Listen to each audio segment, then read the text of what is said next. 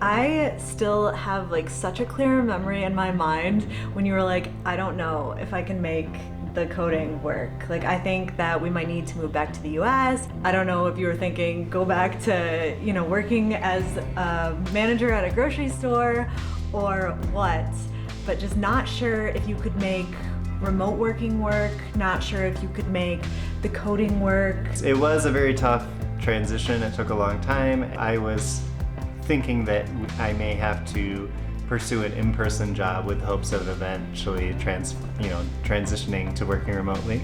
It was difficult. It wasn't easy. I am here today with my husband, Taylor. He makes occasional appearances in my vlogs, sometimes reluctantly so, but he is being a good sport, a super sport today, and has agreed to film a little Q&A with me. Thank you for being here, sir. Happy to be here. Is he still a web developer? I'm still a web developer, still making some websites. Give us a little rundown of your timeline as a web developer. And, well, how did you get started? Kind of doing some research, some investigation, I learned that it was possible, although difficult, to learn online with YouTube videos, courses, things like that. So I started taking a few just online courses. Everything was free at first. Eventually I did pay for some courses. And then how long into your coding journey did you get your first freelance gigs? Like, when did you earn your first dollars? Probably I started trying to find work much too late. Not to say that I was necessarily good enough or had the skills, but I think the reason that if you want to freelance as a programmer, you should start applying or looking for work soon. And the reason is because you start learning how to pitch potential clients. You start learning what potential clients are looking for. Which is almost as important as the skills itself, right? It is. I would say it's more important. So you really need to learn to put yourself out there sooner rather than later. Gotta shed that imposter syndrome. Definitely, and you'll probably hear a lot of no's, but it will help to get you where you want to be. I started learning to code end of 2018, kind of beginning of 2019, and end of 2020, beginning of 2021, I believe is when I got this first, or started working as a contractor really with this first web agency. So tell us about your job right now. How long have you been at this company, and kind of, I don't know, what would you say were the steps that led you to where you are right now? Benefits are pretty good, the pay is good, and I also feel like there's a lot of opportunity for growth alongside the company, so that's been great. I like working for small companies because I'm able to work directly with the end client, and so I still have a lot of interaction, I guess, even though I do have long hours where I'm maybe just in front of my computer trying to knock out some work. I also get a lot of interaction with our clients, and so that's something that I enjoy. I definitely think you're more of an extrovert, and so those interactions are really important, or else, I don't know, I wouldn't want to imagine you just deep in a little code cave. That would make me sad. Working in tech, if you're someone who's not afraid to get on a call or not afraid to talk numbers, not afraid to say, well, we could do that, but actually it would be better in the long run if we did this, to be able to actually speak up and to not be afraid to jump on a call, to turn your camera on, that can be a big advantage. And it also helps a lot as you're learning, of course, because people want to help others. They want to help people get into the industry and learn. And so being willing to sort of put yourself out there can go a long ways, I think. We've got some more web dev coding related questions, but definitely going to come back to that, including what advice you would give to people who want to get into website development, what you wish you would have done differently on your kind of career journey. But let's switch it up. Let's talk a little bit about Mexico. Where is your favorite place that you've traveled in Mexico to so far? I think I have to say Oaxaca. Oaxaca is an amazing place to visit. It has lots of culture, beautiful mountains. There are lots of ruins there. But the city of Oaxaca has amazing food. It's I think often referred to as like the gastronomic capital of Mexico. Moles, tlayudas, you name it, a lot of food comes from there. It has some amazing beaches, Puerto Escondido, Mazunte, and there's good surf. I'm not really a surfer, but I like sort of surf areas and surf spots for just kind of the laid back feel. The vibes. The vibes, exactly. Vibes. So, what about your this is kind of like my own question for Taylor. What is on your Mexico bucket list? What are some places that we have not been to yet that you really want to visit? I feel that I don't really know much of the north of Mexico, so I'd like to go to, I think Chihuahua is on the top of our list. We've been reading a lot about it, both the city and some of the things you can do in the state. Copper Canyon, that kind of stuff. Exactly. And I've never been to Monterrey, so I'd like to go there as well. We've got some traveling to do. Taylor has a call right now, so we are taking a break from the official couch Q&A, but while he is sitting at his desk right here, are you down for a few kind of just like rapid fire questions? Hit me. Let's do it. All right, we got the coding set up here. Here we go. Favorite Mexican food? My favorite Mexican food? Well, definitely tacos. What kind of tacos? What kind? Probably al pastor. That's the boring answer. I also love fish tacos, like estilo baja. And then I would say after tacos, the more I live in Mexico, or the longer I live in Mexico, the more I think of seafood, mariscos. So shrimp quesadillas, Amor, this is rapid fire. ceviche, etc. Best domestic beer? Best domestic beer, probably, I like Victoria. Worst domestic beer? Worst one, maybe Tecate Light or Indio, depending on where you are. What's on your Mexican music playlist? Mexican music playlist? Well, I'm a big rap and hip hop person, so Jera MX. I also really like, not necessarily hip hop, sometimes hip hop, but I also like Peso Pluma. What's one place everyone needs to visit in Guadalajara? Maybe Habanero Negro. What should they order? Probably the Lin May taco. I really like the vegan ceviche as a starter. Alrighty, we are back and trying to knock these out before my dentist appointment. How was your call? Good, it was good. Good call. One of the reasons I was inspired to film this Q&A with Taylor is because it's his birthday next week. And I came up with this little question. I haven't previewed it with you yet, but if 23-year-old Taylor could see your life today, what do you think he'd say? 23-year-old Taylor, were we living in Indianapolis? We were living in Indianapolis, yes. Taylor was the manager, the bakery manager at a grocery store there. I would be happy. I think I would be happy that my Spanish has improved. I think I would be happy that I've been able to travel and see a lot more of the world. And also I would be happy to have found, well, first of all, to have a wife, to be... A wife. Okay, I should cut. No, but to have such an amazing partner.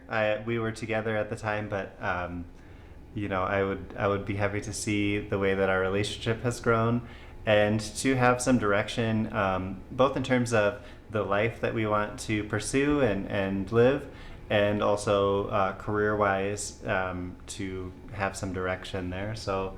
What advice do you have for someone struggling to learn Spanish, or someone just starting out on their language learning journey? To sort of see it as like a lifelong journey, a long-term journey, because you don't necessarily want to get burned out. Of course, there are times to take intensive courses Right, and to classes really push. and really push. But 5 minutes a day, I'm serious, just 5 minutes a day is way better than 1 hour once a Once week. a week. And so it doesn't have to feel that overwhelming. If you stay consistent with it, you will improve. Start talking as soon as you can. You can even practice with other people who are learning.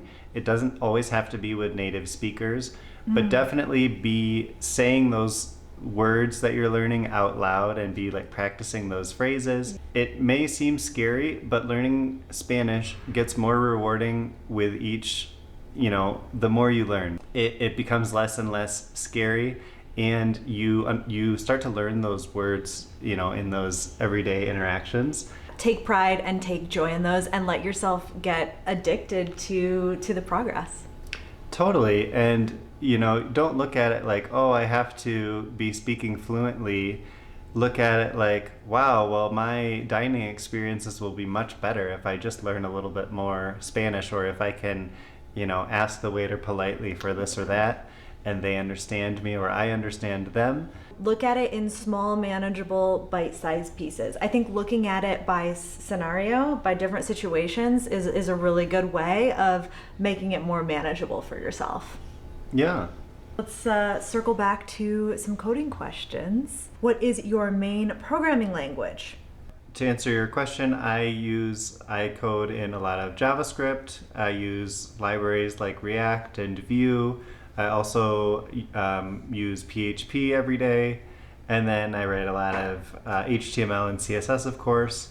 But yeah, so web technologies basically, but a lot of PHP and JavaScript. Around the time I got my first job, I was watching a tutorial or a course, and the instructor said that this instructor actually worked for a coding boot camp, and he said that in his experience, some of the people that were most naturally inclined to be good programmers and developers were actually writers in their previous careers. And that surprised me, but That surprises but me. now that I think about it, it makes a lot of sense, because there is a lot of creativity. Writers often know how to be creative within a framework, and I find that that's a lot of what I do is I'm not reinventing the wheel, but you are finding creative solutions for problems.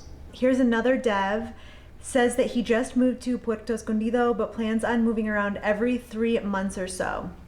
How much would you invest in an office setup knowing you have to move it every few months? Or I guess, like, by that same token, what would you invest in for an office setup that you could travel with? I have a small portable monitor. If I'm going to be traveling for longer than a few days, I might bring that so I can have my laptop screen and this external monitor. Those are pretty widely available, or I know you can even use an iPad for an external screen for if you have a Mac. My biggest one for me is, and I can sometimes use books for this, but I'll always bring an external keyboard and an external mouse. That way I can put my laptop up at eye level, and because I really hate to go somewhere and work like a coffee shop or something all day and have to be like, my neck will hurt if I'm just looking down at the screen all day. Tech neck. Right. So I mean, obviously every budget's different, but I think if I was gonna be somewhere for like in one place for 3 months, I would think about getting a chair and then just definitely, trying to like or resell I it would go later. to a co-working space that had good chairs, and then all you would need is whatever you work with. Mm-hmm. I get a lot of questions from people about remote jobs and if it's okay with a US-based company with the person living in Mexico. And I don't know, could you just talk a little bit quickly about your experience with different bosses, different clients? Would you say that the bosses that you have had have been pretty chill with you living and working in Mexico? The one thing I will say is, when I apply for jobs, I always put my US address, and that's really because a lot of times you just won't get that interview if your address is in a different country, even if you are a US citizen, if you're applying in the States or Canadian or whatever. So you have to make it through those initial filters, which are often not even humans. Humans, AI, yeah. Once I've gotten to the interview process, or even, you know, sometimes a bit later, I am open and I just say, look, I have a great internet connection, a stable place to work. You know, I'm not going to be jumping on business calls from the back of an Uber or something like that. Or from the beach. And I'm pretty open about it, but I do think oftentimes you want to kind of get your foot in the door, depending on what you do. I mean, if you're more entrepreneurial and you freelance, then I don't think it matters at all. Where people run into trouble is sometimes with really large corporations, or if there's some kind of government contract involved. I've known people who, like, they literally must work from within the US on certain projects, or they can't log into the different systems they need or whatever. But there are just lots of opportunities to work online, and I wouldn't let that be the thing that holds you back from pursuing them. How has Mexico changed you as a person? Wow, tough question, but fun to think about. I feel like recently I've met a lot of people who have gone back to school or have taken the time to do some big trip they've always wanted to do or something like that. And that's really inspiring for me, because I always want to be learning, taking risks, and challenging myself. Alex and I talk a lot about how in the US there can be this, and in the whole world, of course, but where you grew up, if you stay where you grew up, there are these different pressures to do different things. You know, in our area, a lot of people get married pretty young. A lot of people, you know, they want to buy a home, and all those things are great. But I think they're especially great if you choose them because you really want to, and you've seen other ways of doing things. And so I think something I've really learned through living abroad, traveling, and here especially, is that there are many ways to live your life. And I think I feel a bit more sort of freedom to make those decisions alongside you, and to say, like, well, what do we really want? You know, do we want to buy that house, or do we want to keep traveling, or do we want to work remotely, or do we want to have our own businesses? And I think seeing so many people live so many different types of lives has really opened my mind and given me permission to question some of those things that just everyone does, and who knows, maybe I will, maybe we will have a very normal sort of life, but I think we will live whatever life we live. It'll be because we've chosen it, and because, you know, that was the best option for us. I think that is a great place to leave it. I'm so grateful to you that you took the time out of your day to sit down and record this video, and I hope that you enjoyed it. I'm Alex from backpackingbrunette.com. Thanks for watching.